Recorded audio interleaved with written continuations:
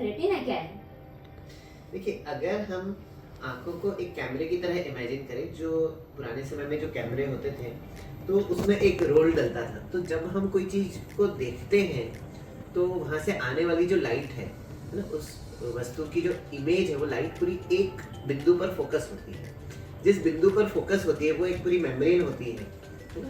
तो ये एक मेम्ब्रेन होती है आंखों के पीछे के भाग में, जिसे हम रेटिना कहते हैं या नेत्र पटल कहा जाता है। बेसिकली ये जो रेटिना है, ये एक ब्रेन का ही एक्सटेंशन है।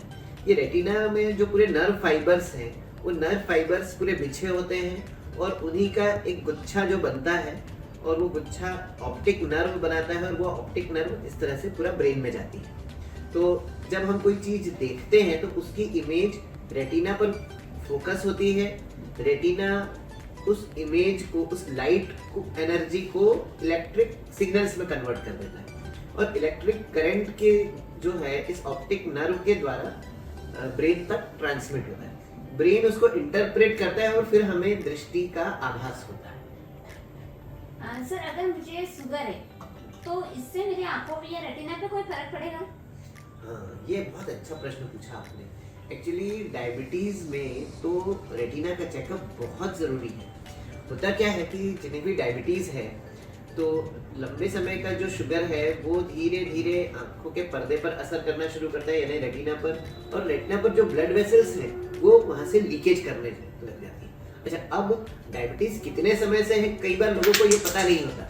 लाइक फर्स्ट टाइम जब वो डिटेक्ट होता है, तो पता चलता है कि सीधे 400 का शुगर आया है, 500 का शुगर आया है, और एक्चुअली उनके रेटिना में भी हमें डैमेज दिख रहा होता है। तो प्रैक्टिकली उनके शरीर में कई बार तो 5-6 साल से डायबिटीज होता है, 10 साल से डायबिटीज होता है, जो उन्हें कभी पता ही नहीं चलता। वो उसके सिम्टम्स को भी नेग्लेक्ट करते रहते हैं। तो एक्चुअली अपने कंट्री में, इंडिया में, तो ये है कि अगर डायबिटीज जिस दिन पता चला, तो आपको इमीडिएटली एक बार रेटिना का पहला चेकअप तो करा ही लेना चाहिए। अगर रेटिना के चेकअप के दौरान अगर हमें पता चल जाए, सही समय पर पता चल जाए कि रेटिना में कुछ लीकेजेस हो रहे हैं, पर्दे में सूजन आ रही है, तो इन कंडीशंस को उसी समय ठीक किया जा सकता है। और फ्यूचर में होने वाली जो ब्लाइंडनेस है ना, जिसमें पूरी तरह अंधापन आने की संभावना रहती है, अगर डायबिटिक रेटिनोपैथी आगे बढ़ जाए, उसे नहीं ट्रीट किया जाए, उस चीज को हम पूरी तरह रोक सकते हैं, अगर हमें सही समय पर ये चीज पता चल जाए। हाँ, कुछ केसेस रहते हैं जिसमें जब कंडीशन एडवांस हो जाती है, तब फिर अगर पर्दे पे सूजन आ रही है, तो उसमें कई बार हमें इंजेक्शंस देना पड़ते हैं। तो मल्टीपल इंजेक्शंस के द्वारा कई बार हमें रेटिना में लीकेजेस हो रहे हैं, तो उसको लेजर करना पड़ता है, तो लेजर के द्वारा।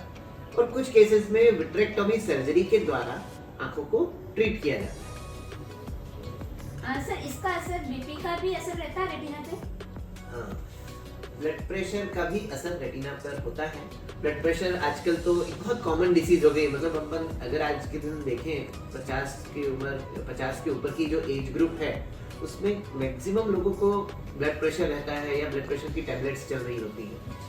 केवल ब्लड प्रेशर ही नहीं, कुछ और रिस्क फैक्टर्स भी होते हैं, जैसे अगर अपने शरीर में कोलेस्ट्रॉल ज़्यादा है, कोई स्मोकिंग करता हो, टबैको, तंबाकू वगैरह खाता हो, तो उन सब का भी रेटिना पर असर आता है। एक्चुअली आंखें जो हैं, वो पूरे शरीर का आईना है। आंखों में देख के आपको ब्लड प्रेशर के सारे इफेक्ट्स का अंदाजा हो जाता है।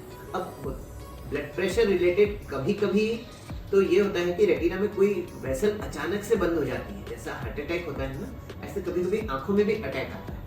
इसे हम रेटिनल वेन ऑक्लूजन या फिर रेटिनल आर्टरी ऑक्लूजन कहते हैं। जब इस तरह का अटैक आता है, तो उसका भी कुछ ट्रीटमेंट करना पड़ता है, क्योंकि पर्दे में सूजन आती है, दृष्टि कम हो जाती है, तो फिर उसका इंजेक्शन के द्वारा या लेजर के द्वारा इस तरह से ट्रीटमेंट किया जाता है, जिससे हम दृष्टि को वापस से ला सकें।